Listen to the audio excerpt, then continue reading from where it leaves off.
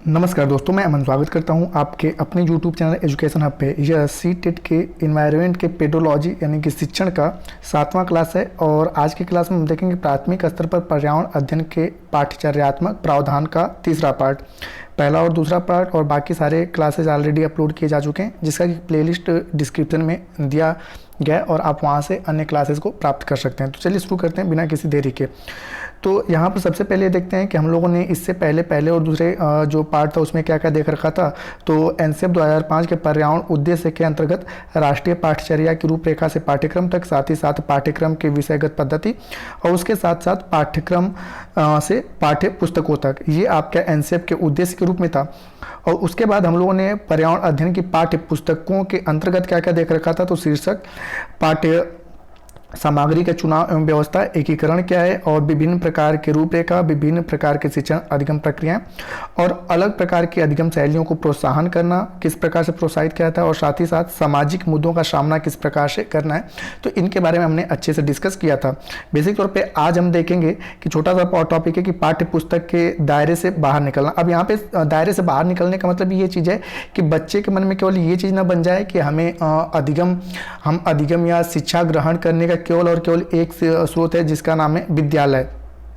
ठीक है, तो केवल यही स्रोत नहीं है, ठीक है, इसके अलावा भी है। तो किस प्रकार से पाठ्य पुस्तकों के दायरे से बाहर निकला जाए, किस प्रकार का पाठ्यक्रम बनाया जाए कि बच्चों को ये लगे कि नहीं केवल विद्यालय ही नहीं, इसके अलावा भी हमारा समुदाय, हमारा परिवेश, हमारे माता पिता से भी हम चीज़ों को सीख सकते हैं। तो उनके बारे में देखेंगे और साथ ही साथ हम देखेंगे कि पर्यावरण अध्ययन को पढ़ाने में क्या क्या चुनौतियाँ आती हैं। तो आज बेसिक तौर पर इन दो टॉपिक को देखेंगे और इस प्रकार से आपका ये वाला टॉपिक, चौथा जो टॉपिक है वो समाप्त हो जाएगा। तो चलिए शुरू करते हैं यहाँ पर।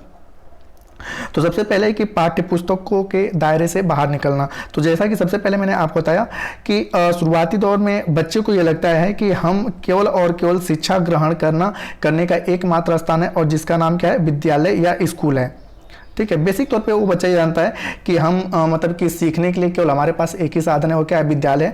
लेकिन हमें इस प्रकार से पढ़ाना होता है कि बच्चे के मन में ये भावना विकसित ना हो, उसको ये लगे कि नहीं, विद्यालय के अलावा हमारे माता पिता,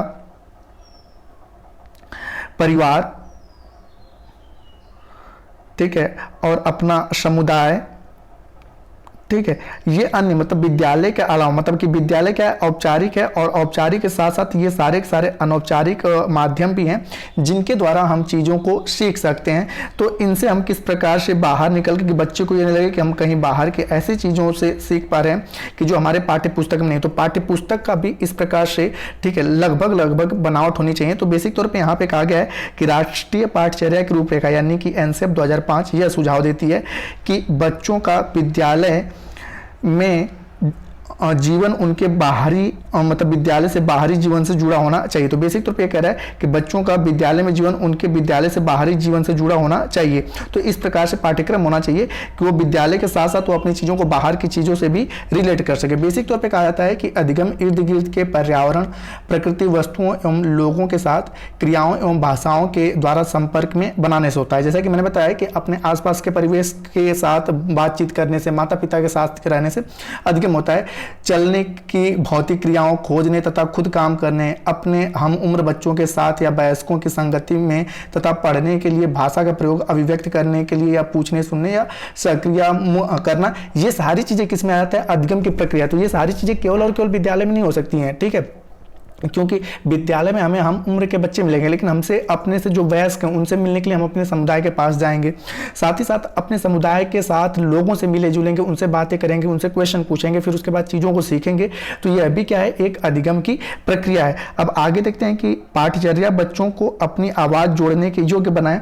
मतलब कि पाठ्यचर्या जो है बच्चों की, जैसे कि उनके बेसिक तौर पर समझ में हो, ठीक है, ऐसा नहीं कि मतलब बच्चा हिंदी क्लास का है तो हम वहाँ पे इंग्लिश में वार्तालाप करें कि उसे कुछ समझ में नहीं आए। तो वहाँ पे बेसिक तौर पे कि पाठ्यचर्या को बच्चों की अपनी आवाज जोड़ने के योग्य बनाएं, चीजें करने, प्रश्न करने, खोजने तथा बांटने, जिज्ञासा पोषण करें तथा अपने विद्यालय से प्राप्त ज्ञान के संग जुड़े, न कि पाठ्य पुस्तकों में दिए गए ज्ञान के बराबर सामने लाए। मतलब कि अब ये नहीं है कि जितना पाठ्य पुस्तकों में दिया गया है उतनी ही चीजों को हम केवल पढ़ाकर आगे निकल जाए। पाठ्य पुस्तक केवल एक माध्यम है, ठीक है, बच्चों को सिखाने का, लेकिन अब वो जरूरी नहीं है कि जो पाठ्य पुस्तकों में दिया गया है केवल उसी से बच्चा सीखे। हो सकता है कि हमारे क्लास में 30 स्टूडेंट है तो 30 में से 15 स्टूडेंट लगभग प्रतिभाशाली हैं, तो वह इन चीज़ों से सीख सकते हैं, लेकिन बाकी के 15 स्टूडेंट जरूरी नहीं कि वह जो पाठ्य पुस्तक में दिया गया उसी से चीज़ें सीखें। उनके लिए बेसिक तौर पर हमें अनौपचारिक साधनों का प्रयोग करना होगा और उन्हें हमें प्रोत्साहित करना होगा कि आप अपने आसपास पड़ोस में इस प्रकार की चीज़ें देखें और उनसे मतलब कि अपने वयस्कों से या जिनको चीज़ें समझ में आ रही उनसे पूछने की कोशिश करें। अब इसी में बेसिक तौर पे आता है कि हम कुछ उदाहरण के माध्यम से इनको हम देख पाते हैं। अब जैसे कि कुछ उदाहरण, जैसे कि अगर आपने NCERT 3, 4, 5 का आसपास अगर आपने पढ़ा होगा,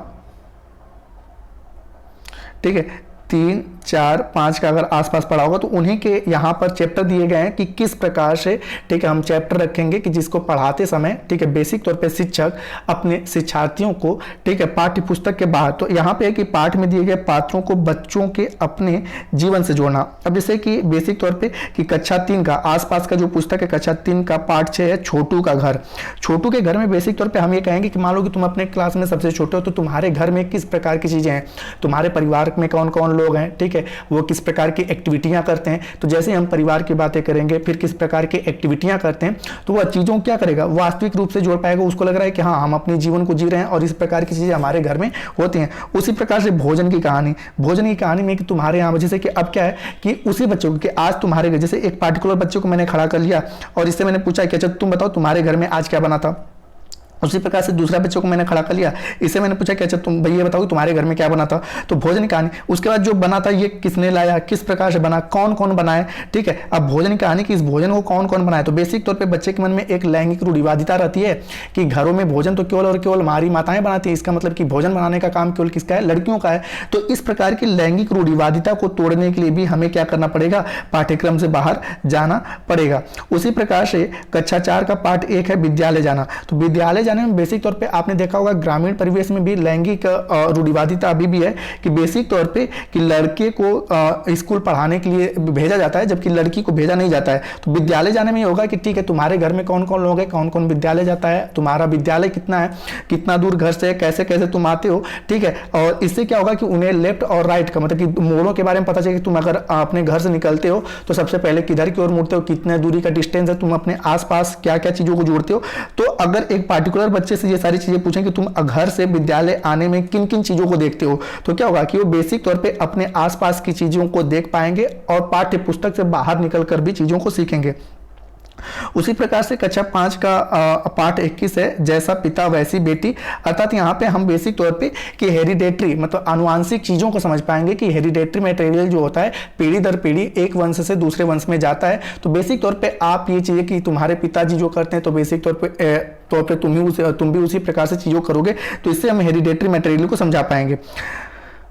आगे इसी में कुछ उदाहरण है कि बच्चों को माता पिता यहाँ पे बड़ों तथा समुदाय के सदस्यों के साथ बातचीत करके सूचना ढूंढने एवं एकत्र करने के लिए प्रोत्साहित करना चाहिए। तो जैसा कि मैंने कहा कि केवल और केवल विद्यालय एक सोर्स नहीं है कि जहाँ पर हम शिक्षा की केवल और केवल पढ़ाई का काम करवा रहा है, ठीक है। यहाँ पे क्या होगा कि बच्चों के माता पिता और उनके जो समुदाय में लोग भाग रहे हैं वो भी, ठीक है, अपने परिवेश के बच्चों के साथ एक्टिव रहें कि उन्हें चीज़ों को बताने और ढूंढने में मदद करें। जैसे कि कक्षा 3 का जो पाठ है 16 खेल जो हम खेलते हैं। तो जैसे पिछले क्लास में मैंने आपको बताया था कि हम लोग बचपन में कभी भी किसी पंछियों का नाम नहीं याद किया, किसी पेड़ पौधों का नाम नहीं याद किया, खेल खेल में हम लोग सीख रहे हैं। जैसे कि मैंने बताया कि बेसिक तौर पर उत्तर भारत में एक खेल चलता है कौवा उड़, ये वाला। जैसे कि एक हथेली पे क्या करना होता है कि यहाँ पे कई सारे लोग मतलब कि आपने इस गेम को समझ पा रहे हैं तो हम कहते हैं एक बार कौवा उड़, ठीक है, चील उड़, बाज उड़। तो जब इस प्रकार की एक्टिविटियां करते हैं तो हमें विभिन्न प्रकार के पंछियों क्या होते हैं, फिगर बन जाते हैं।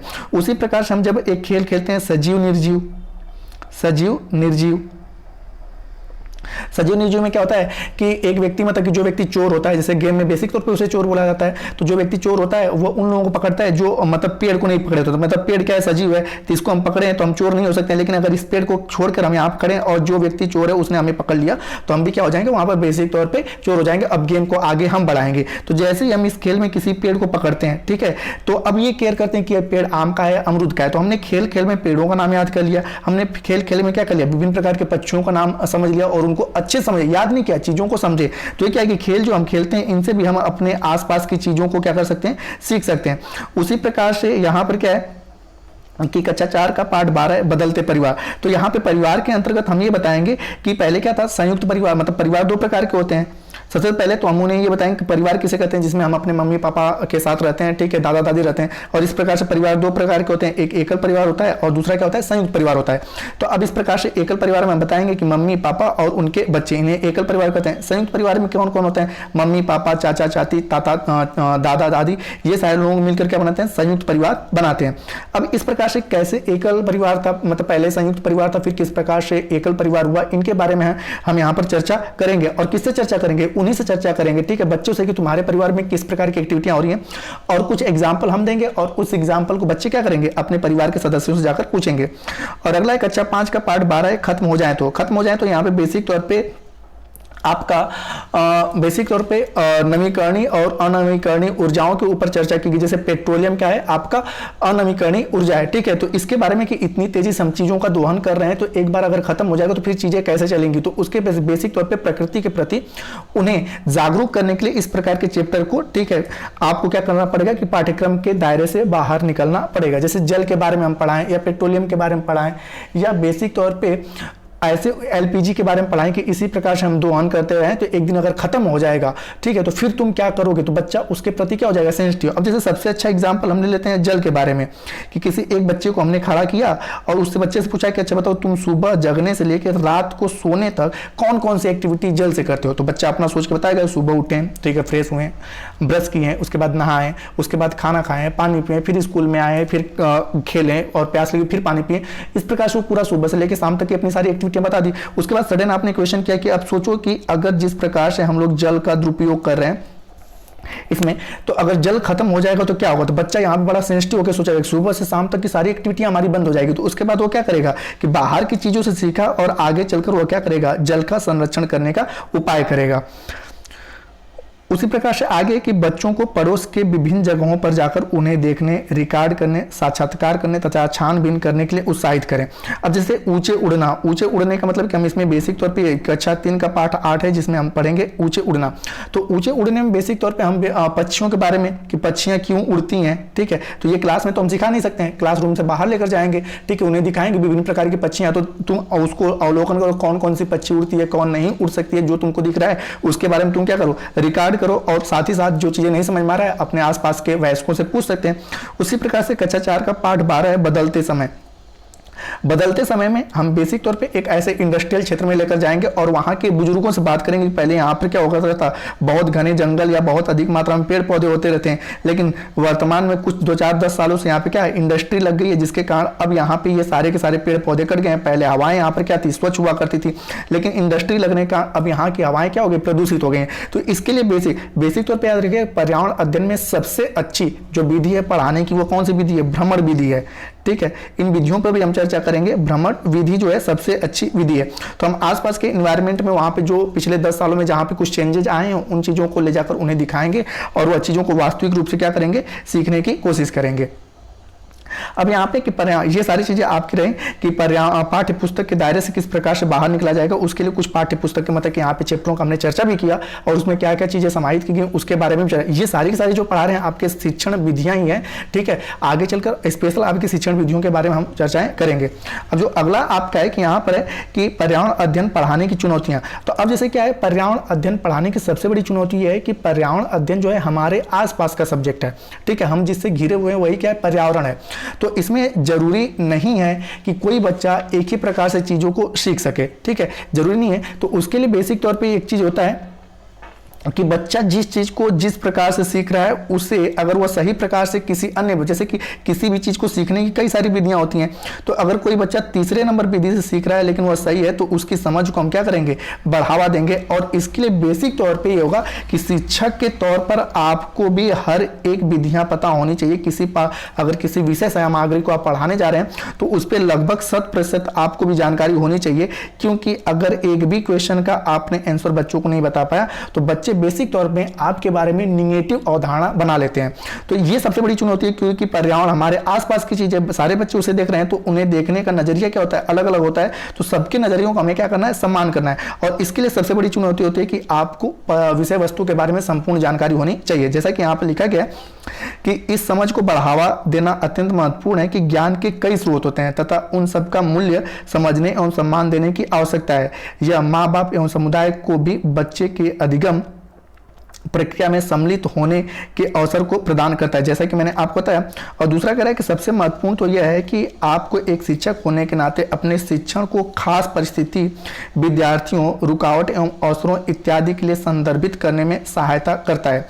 यह आपको पाठ्य पुस्तक से परे जाने की आज़ादी देता है। जरूरी नहीं है कि आप केवल पाठ्य पुस्तकों से इस चीज़ों को समझाओ। पर्यावरण अध्ययन में बेसिक तौर पर आप पाठ्य पुस्तकों से बाहर जाकर चीज़ों को समझा सकते हो, ताकि आप नए परिस्थितियाँ, रेखा चित्रों, उदाहरणों की रचना अपने कक्षा शिक्षण को बेहतर बनाने के लिए कर सकें जो अब तक पढ़ा है, तथा अपने शिक्षण अधिगम के अनुभव के आधार पर आप यह मानेंगे कि निम्नलिखित में से कई पर्यावरण अध्ययन की शक्तियां हैं। तो जैसे मैंने बेसिक तौर पर बताया कि जो आपका पर्यावरण अध्ययन की सबसे बड़ी चुनौती यह है कि जो पाठ्य पुस्तक में चीज़ें दी गई, जरूरी नहीं है कि उन्हीं से चीज़ों को सिखाओ। आपके अंदर कोई नया उदाहरण बन रहा है, कोई नई चीज़ें बन रही है, तो उस माध्यम से भी बच्चों को सिखा सकते हो। तो यहाँ पर कि मैंने पुनः कह रहा हूँ कि अगर क्लासरूम में 30 बच्चे हैं तो जरूरी नहीं है कि हर एक बच्चे एक ही नियम से चीज़ों को सीख जाए। हो सकता है कि 30 बच्चों को सिखाने के लिए अलग अलग 10 से 15 नियमों का आपको प्रयोग, उदाहरण को प्रस्तुत करना पड़े। तो इसमें आपको उस विषय वस्तु में पारंगत हासिल होना चाहिए। अगर आपको उस विषय वस्तु में पारंगत हासिल नहीं है तो आप चीज़ों को नहीं सिखा सकते हैं। अब यहाँ बेसिक तौर पे कि पर्यावरण अध्ययन की विषय सामग्री विशेष रूप से क्या होती है, संगठित होती है। अगर संगठित का मतलब कि आपको अगर संपूर्ण रूप से जानकारी नहीं है, आपने चीज़ों को एक संगठित करके बच्चों के सामने प्रस्तुत नहीं किया, तो बच्चे कई प्रकार से क्वेश्चन पूछेंगे और आप अगर उसके बारे में अपनी समझ को विकसित नहीं कर पाए तो आप वहाँ पर आपको समस्या होगी। दूसरा क्या है कि पर्यावरण अध्ययन की विषय सामग्री बच्चों के अपने प्रयासों से ली होती है। अब यहाँ पे बच्चों को अपने प्रयासों से ली होने का मतलब क्या है कि बच्चों के आसपास जो चीज़ें हैं उन्हीं के चीज़ों को वहाँ पर समावेशित किया गया होता है पाठ्य पुस्तक में। साथ ही साथ बच्चे पर्यावरण के बारे में इनमें खोज करने, अनुभव करके सीखते हैं। अपने अवलोकन एवं अनुभवों से सूचनाओं को एकत्रित, उनका विश्लेषण कर तथा अपने ज्ञान की रचना की समृद्धि एवं विकास करते हैं। तो जैसा मैंने बताया कि अगर उनके इर्द गिर्द कोई भी चीज़ें हो रही हैं और आप उसके बारे में पढ़ा रहे हो, तो अगर वह अपने आसपास किसी भी घटना को देखे होंगे तो आपसे क्वेश्चन पूछेंगे और उस क्वेश्चन पे अगर आप भटके तो वह अपने सारी चीज़ों के अनुभवों को आपके सामने प्रस्तुत करेंगे। ठीक है। अगला है कि अधिगम की प्रकृति की योजना जो बच्चा जानता है उससे जो सीखता है उसकी ओर स्थानीय से भौगोलिक या बिल्कुल पास के पर्यावरण से समुदाय तथा समाज या उसके पास की ओर ले जाने वाली बनाई जाती है।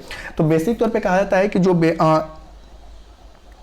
जो अधिगम की प्रक्रिया होती है स्थानीय से क्या होती है, वैश्विक होती है। ठीक है। तो पहले स्थानिक चीज़ों को हम क्या करेंगे, अच्छे से सिखाएंगे। जब स्थानीय चीज़ों के बारे में जान जाएंगे उसके बाद वैश्विक परिदृश्य पे उनको चीज़ों को समझेंगे। जैसे कि अगर हमें अमेरिका के बारे में पढ़ाना है तो हम पहले भारत के बारे में पढ़ाएंगे, या सबसे पहले हमें ग्रहों के बारे में पढ़ाना है तो सबसे पहले उन ग्रहों को पढ़ाएंगे। जैसे तारों के बारे में बताएंगे। ठीक है। जैसे ब्रह्मांड के बारे में पढ़ाना है तो सबसे पहले हम क्या करेंगे कि तारों के बारे में पढ़ाएंगे, चंद्रमा के बारे में पढ़ाएंगे, सूर्य के बारे में पढ़ाएंगे, क्योंकि वो चीज़ें दिख रही हैं। उसके बाद उन चीज़ों को पढ़ाएंगे जो दिख नहीं रही हैं। तो इसी के बारे में यहाँ पर चर्चा की गई कि स्थानीय से क्या होता है, वैश्विक होता है। आगे की पाठ्य प्रश्नों से शुरू किए जाते हैं जिससे बच्चों को सोचने की प्रक्रिया शुरू होती है तथा वे अपने ज्ञान का निर्माण करते हैं। अब इसके कहने का मतलब अगर आपने बीएड या बीटीसी किया होगा तो आपका 1 महीने की जो टीचिंग लगती है तो उसमें क्या होता है कि किसी भी पाठ्य पुस्तक को पढ़ाने से पहले जैसे आप क्लास में इंटर करते हो बच्चों से कुछ इंटरेस्टिंग क्वेश्चन पूछते हो। ठीक है। और क्वेश्चन पूछने के बाद जब वो उस क्वेश्चन का आंसर नहीं दे पाते हैं तो फिर हम क्या करते हैं, फिर बोलते हैं कि आज इन्हीं सारे, जैसे मुझे जल के बारे में पढ़ाना है तो मैंने आज पूछा कि बताओ कि सुबह आपने जगह तो क्या क्या काम किए। ठीक है। तो इस प्रकार से सुबह उठने से लेकर रात को सोने तक आपने जल से क्या क्या काम किया। आपको पता है कि पृथ्वी पर जल कितने % है, आपको पता है कि जल क्या हो रहा है, समाप्त हो रहा है। इस प्रकार से क्वेश्चन करेंगे। जब वह इन सारे क्वेश्चनों से ठीक है अत्यधिक ठीक है उनको इंटरेस्ट आने लगेगा तो फिर हम कहेंगे कि आज का टॉपिक क्या है, जल है। तो फिर वो क्या करेंगे, अपने ज्ञान का निर्माण करना शुरू करेंगे।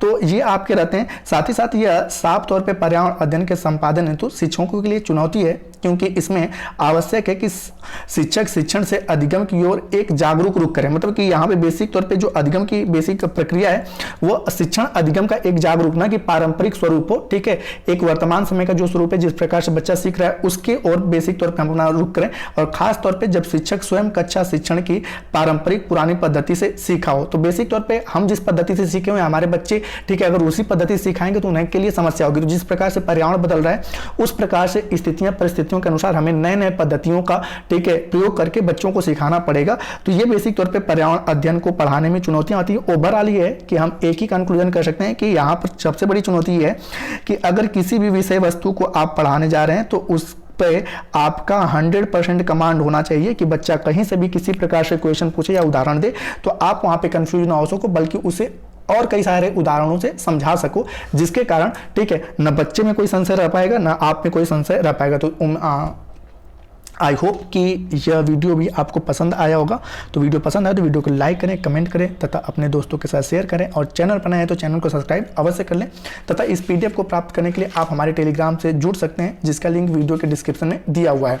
तो इसके बाद हम अगला जो टॉपिक पढ़ेंगे वहाँ पर रहेगा कि पर्यावरण अध्ययन शिक्षण अधिगम हेतु उपागम किस प्रकार के उपागम किए गए हैं, और क्रिया आधारित अधिगम एवं संयोजक अधिगम के बारे में हम लोग चर्चा करेंगे। तो मिलते हैं जल्दी नेक्स्ट वीडियो में। वीडियो के अंत तक बने रहने के लिए धन्यवाद।